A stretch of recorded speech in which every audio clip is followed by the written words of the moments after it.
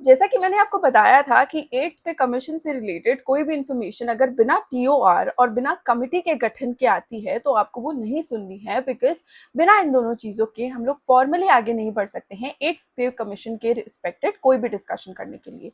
सो इसी रिस्पेक्ट में मैं Nandini let's crack UPSC CSC में आप सभी का बहुत बहुत स्वागत करती हूँ, क्योंकि मैं आपके लिए टीओआर से रिलेटेड और हमारी जो पूरी कमिटी है 8th पे कमीशन के लिए जो गठित की गई है उससे रिलेटेड बहुत ही इंपॉर्टेंट इनपुट लेकर के आई हूँ। तो एक्चुअल में हुआ क्या, इस बीती रात 28 अक्टूबर को टर्म्स ऑफ रेफरेंस जो थे वो फाइनली प्रधानमंत्री के द्वारा अप्रूव कर दिए गए। अगर आप देखो तो ये जो कमीशन है वो रेकमेंड करेगा टू एक्चुअली से take action in terms of pensions and allowances that are given to the present central government employees, जिसकी रिस्पेक्ट में अप्रॉक्सीमेटली 1.15 सीआर जो लोग हैं वो इसके बेनिफिशियरी होंगे। अगर मैं आपको बताऊं कि कमिटी हेड कौन करने वाला है तो बेसिकली जस्टिस रंजना प्रकाश देसाई, जो कि फॉर्मर सुप्रीम कोर्ट की जज भी रह चुकी हैं और प्रेजेंटली जो प्रेस काउंसिल ऑफ इंडिया की चेयरपर्सन है, वो हेड करने वाली है इस कमिटी को। और पैनल को अपनी जो पूरी रिपोर्ट है विद रिस्पेक्ट टू दिस वो सबमिट करनी होगी विद इन 18 मंथ्स। तो इसका इम्प्लीमेंटेशन हम एनीवे फिस्कल ईयर 2028 में देख पाएंगे, क्योंकि 2027 अप्रैल तक मोस्टली जो हमारे यहाँ पे प्रोसीडिंग्स हैं वो हो चुके होंगे।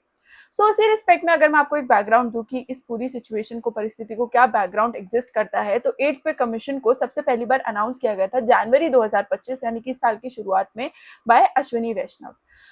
अगर आप देखो तो ऑपरेशनल ये अभी तक नहीं हो पाया था क्योंकि उसके टीओआर जो थे वो फाइनलाइज नहीं थे, कमेटी गठित नहीं थी। तो अब फॉर्मली इसको हम कह सकते हैं कि हाँ अब ये ऑपरेशनल हो चुका है। पे कमीशंस बेसिकली होते हैं इसीलिए कि हर 10 साल में गवर्नमेंट जो है वो अपने एम्प्लॉयज का पे स्ट्रक्चर जो है वो रिवाइज कर पाए।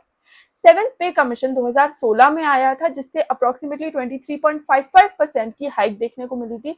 वहीं पे ये जो सेंट्रल पे कमीशन होते हैं उनका एक क्रूशियल रोल होता है, जिससे एक तरीके से ट्रांसपेरेंसी और parity with respect to whatever the ongoing say upgradations are in the economic activities of the country उसके साथ बनी रहती हैं।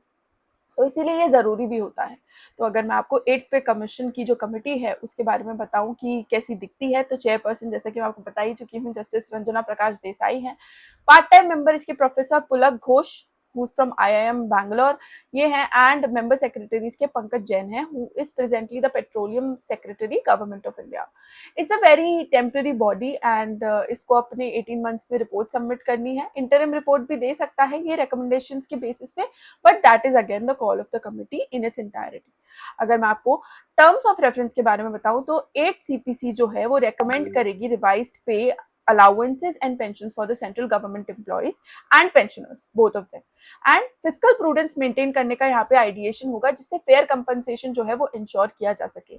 यहाँ पे जितने भी हमारे अनफंडेड पेंशन लाइबिलिटीज हैं नॉन कॉन्ट्रीब्यूटरी स्कीम्स के, यानी कि जो ओल्ड पेंशन स्कीम था उनको भी वैल्यूएट किया जाएगा बाय दिस कमिटी।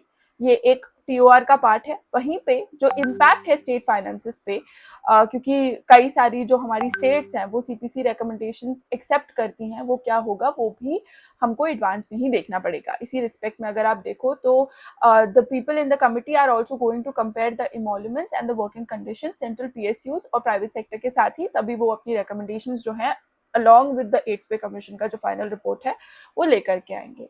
अगर हम सैलरी स्ट्रक्चर देखें तो बेसिक पे में अभी परसेंटेज शेयर के बारे में बात करूँ तो 51.50% है। टीएनएस अलाउंस जो है वो 30% 31% के लगभग दिया जाता है, एचआरए 15% के लगभग और ट्रांसपोर्ट अलाउंस 2.5%।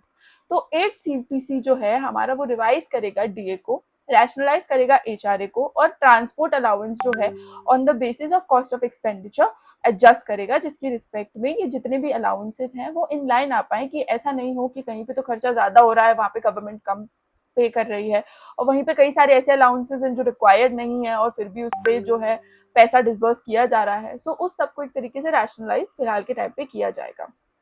जैसा मैंने आपको बताया था, तो जितने भी हमारे सेंट्रल गवर्नमेंट एम्प्लॉयज हैं विच इज नियरली 1.15 सीआर वो इसके बेनिफिशियरीज होने वाले हैं। और अगर हम इसका इम्पैक्ट देखें कि पोस्ट इम्प्लीमेंटेशन क्या होगा, तो करंट पे और पेंशन बिल से करीब 7 लाख करोड़ यानी कि 18% ऑफ रेवेन्यू बजट जो है वो जहाँ जाता है, जिसमें अलाउंसेस ही अप्रोक्सीमेटली 2 करोड़ के हैं। अगर हम इम्प्लीमेंटेशन डेट देखें तो पे और पेंशन जो है वो रेट्रोस्पेक्टिव तरीके से जनवरी 1 2026 से अप्लाई होना चालू हो जाएंगे। लेकिन अगर फिस्कल बर्डन को ध्यान में रखा तो हो सकता है कि अलाउंसेस पे यहाँ पे प्रोस्पेक्टिव रखा जाए, यानी कि जब रिपोर्ट सबमिट हो जाए तब बेसिकली उस पर इम्प्लीमेंटेशन आए और वो एडिटिव होके आपके खातों में क्रेडिट की जाए। फिजिकल इम्पैक्ट अगर हम देखें फाइनेंशियल ईयर 2028 में, तो बेसिकली टाइमलाइन जैसी भी होगी उसके बेसिस पे ही हम कमेंट कर पाएंगे। और इकरा एस्टिमेट अगर आप इसका देखो तो हो सकता है कि हमको फिजिकल डेफिसिट फेस करना पड़े, क्योंकि यहाँ पे सिग्निफिकेंटली जो सैलरी राइज है वो हो सकता है।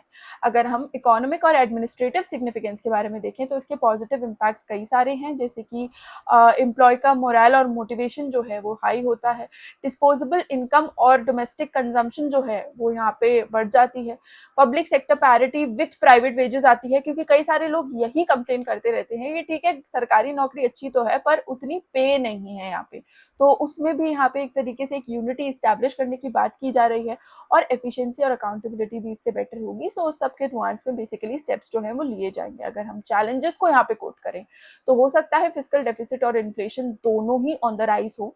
स्टेट गवर्नमेंट को हो सकता है स्ट्रेस फील करना पड़े अगर वो सीपीसी से जुड़े जितने भी रिकमेंडेशन हैं वो इम्प्लीमेंट करती हैं, तो पेंशन लाइबिलिटीज बढ़ सकती हैं, और इसी के साथ साथ अगर आप देखो तो जो हमारे फिजिकल कंसोलिडेशन टारगेट्स हैं उन पे भी प्रेशर आ सकता है। तो अगर हम एक बेसिक जेनेरिक कंपैरिजन लेके चले बिटवीन द टू, तो हमको देखने को मिलता है कि 7th पे कमीशन के जो हमारे चेयरपर्सन थे वो थे जस्टिस ए के माथुर। 8th पे में I already inform that it is justice Ranjana Prakash Desai. Average hike 7th पे कमीशन में हमको देखने को मिली थी 23.55% की। 8th पे में अभी तक डिसाइडेड नहीं है, हालांकि सब अपने अपने मनी मल्टीप्लायर से लगा के अलग अलग अटकलें लगा रहे हैं, but still since it is not decided formally so I am not going to inform you about that, since misinformation नहीं होनी चाहिए किसी भी प्रकार की। इम्प्लीमेंटेशन की बात करूँ तो 1 जनवरी 2016 में 7th पे कमीशन जो है वो इम्प्लीमेंट हो गया था, और 8th पे 2026 जनवरी में हो जाएगा। फिजिकल इम्पैक्ट अगर आप देखो तो 1.02 लाख करोड़ का इम्पैक्ट था 7th पे कमीशन के टाइम पे, और हम लोगों को फिजिकल ईयर 2028 में पता चलेगा कि इसका इम्पैक्ट क्या रहा है। अलाउंसेस अगर हम देखें तो 7th पे कमीशन में प्रोस्पेक्टिव थी और 8th पे में भी प्रोस्पेक्टिव ही मानी जा रही हैं, क्योंकि अलाउंसेस फिर एक सिग्निफिकेंट बर्डन जो है वो ऐड करेंगे। देयरफॉर जैसे ही ऑप्शन ऑपरेशनलाइज होगा, चीजें एक्सेप्ट होंगी, रिकमेंडेशन एक्सेप्ट होंगे, रिपोर्ट एक्सेप्ट होगी, उसी के बाद हम यहाँ पे चेंजेस जो है वो ऑब्जर्व कर पाएंगे। अगर आप देखो तो ये जो पूरा पे कमीशन का एस्पेक्ट है वो हमारा आर्टिकल 309 के तहत पार्लियामेंट स्टेट लेजिस्लेचर जो है वो रेगुलेट कर सकता है रिक्रूटमेंट और service conditions of government employees. पे कमीशंस जो हैं वो एग्जीक्यूटिव रेजोल्यूशन द्वारा आते हैं, किसी कॉन्स्टिट्यूशनल बॉडी के द्वारा नहीं, और रिकमेंडेशन जो है वो एडवाइजरी इन नेचर होते हैं, बट यूजुअली मॉडिफिकेशंस के साथ उन्हें ही इंप्लीमेंट किया जाता है, बट ऐसा कोई यहाँ पे बाइंडिंग स्ट्रक्चर नहीं है जो कि एग्जिस्ट करता है। तो क्या क्या हो सकता है, क्या क्या चीज़ों में चेंज आ सकता है, अगर हम देखें तो डायनामिक पे एडजस्टमेंट हमको देखने को मिल सकती है, जिससे हम जो पीरियोडिक इन्फ्लेशन आता रहता है उसको फेस करने योग्य शायद बन जाए। हमारा जो कंट्रीब्यूटरी पेंशन सिस्टम है विच इज़ एनपीएस, हो सकता है उस पर बर्डन रिड्यूस हो जाए। डेटा ड्रिवन डिसीजंस हो सकते हैं, and we can also say recommend to the government, और the government can look to it कि सेंटर स्टेट कोऑर्डिनेशन अगर यहाँ पे हो तो चीज़ें बेटर हो सकती हैं, क्योंकि हमारी फिजिकल रिस्पॉन्सिबिलिटीज जो है यहाँ पे बेटर होंगी, और हमारी इम्प्लीमेंटेशन टाइमलाइंस भी जस्ट बिकॉज स्टेट हमारे साथ है वो बेहतर हो जाएगी। वहीं पे हम लोग इंटीग्रेट कर सकते हैं the aspect of medium term fiscal framework as well, जिससे कि एकदम से बहुत ज़्यादा बर्डन हमारी गवर्नमेंट पे ना आ जाए।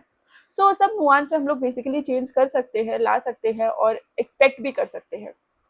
तो अगर मैं इन नटशेल आपको ये जो पूरी कहानी है वो बताऊं तो 8th पे कमीशन जो है वो एक बहुत ही इंपॉर्टेंट स्टेप के जैसा आगे आता है, जिसमें एम्प्लॉय का वेलफेयर और फिजिकल रिस्पॉन्सिबिलिटी दोनों को बैलेंस करने की कोशिश की जा रही है। टीओआर के अप्रूव होने से गवर्नमेंट जो है वो अब एक कॉम्प्रिहेंसिव रिविजन पे काम कर सकती है कंपनसेशन स्ट्रक्चर्स के लिए। रियल चैलेंज हाउएवर अभी भी जो है वो यही रहेगा कि इम्प्लीमेंटेशन कैसे हो पाता है, क्योंकि यहाँ पे रैशनलाइज भी करना है चीज़ों को, मैक्रो इकोनॉमिक स्टेबिलिटी भी देखनी है, और बहुत सारी जुड़ी हुई चीज़ें हैं जिन पे फोकस करना ज़रूरी है। तो उसी के रिस्पेक्ट में देखते हैं यहाँ पे क्या चेंज आता है क्या नहीं आता है, but that is pretty much about it. अगर आपको कोई भी गेस वर्क करके बता रहा है कि इतनी बढ़ जाएगी इतनी बढ़ जाएगी, क्लिक बेटी थंबनेल्स बना के आपको अट्रैक्ट कर रहा है, तो उससे बिल्कुल भी से भटके नहीं, और कोशिश करें कि you just have the rightest information जिसके बेसिस पे आप एक डिसीजन ले पाओ, आप एक ओपिनियन बिल्ड कर पाओ, और जब भी आप आंसर लिखते हो तो उस पर कॉमेंट कर पाओ। So yes, that is pretty much it with respect to the update on 8th pay commission. Whatever goes next, of course, this is me, Nandini, your economy educator, and I'm surely going to bring all of the real updates to you in real time. So make sure that you stay tuned to the channel, and if you are preparing for UPSC, then जो हमारा ये 1999 का offer है जिसमें आपको निश्चय batch भी मिल रहा है वो 31 अक्टूबर को खत्म हो जाएगा। तो मेक श्योर करो कि आप फटाफट से हमारे साथ जुड़ जाओ, क्योंकि यहाँ पे आपको बहुत सारे एडेड एडवांटेज मिलते हैं along with the access of comprehensive course as such. So उसी के बेसिस पे बैचेस हमारे लाइव हो चुके हैं, एंड जल्द से जल्द सब्सक्राइब कर लो, और सब्सक्राइब करने के लिए NST लाइव कोड का ज़रूर से इस्तेमाल करो, जिसके पर्सपेक्टिव से आप एक बेहतर चॉइस अपने लिए और अपने फ्यूचर के लिए ले पाओ। So on that note, this is me Nandini signing off for the day. Hope you liked the session, and if you did, then please do like, share, comment and subscribe to our channel. Let's crack UPSC CSE. Bye bye, please take care and thanks for watching.